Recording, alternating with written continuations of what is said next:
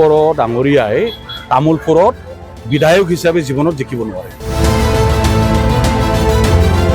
আকৌ UPPL ইয়াত জিকিব নিজিকিব, UPPL 15টা আসনৰ কথা বাদ দিয়ক, নিজৰটো ঠিক কৰক।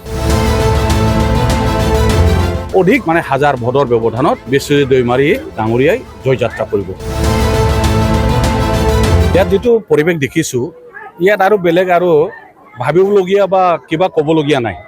ৰাইজৰ যিটো সঁহাৰি আৰু স্থানীয় যিটো আমাৰ ইয়াত MCLA আছে, ইয়াত যিখিনি ৰাইজৰ যিটো জনসমৰ্থন NDA তথা BJP প্ৰাৰ্থী বিশ্বজিৎ দৈমাৰী ডাঙৰীয়া, তেখেত ইয়াত নতুন মানুহ নহয়।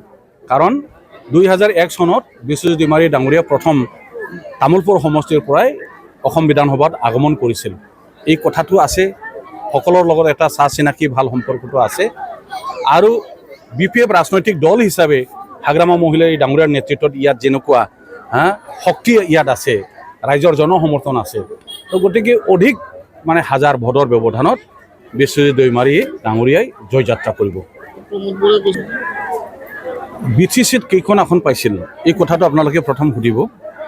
তো আজি BPFৰ হাতত 28-29 জন ইলেক্টেড নিজৰ BPFৰ MCLA আছে। BJP সমৰ্থনত আছে 5 জন, আৰু নমিনেটেড মেম্বাৰ ইতিমধ্যে 6 জন আছে, 35-36 জন হৈ গ'ল।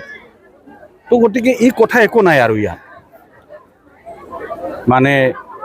আকৌ UPPL ইয়াত জিকিব নিজিকিব, UPPL 15টা আসনৰ কথা বাদ দিয়ক, নিজৰটো ঠিক কৰক। প্ৰমোদ বড়ো ডাঙৰীয়াই তামোলপুৰত বিধায়ক হিচাপে জীৱনত জিকিব নোৱাৰে।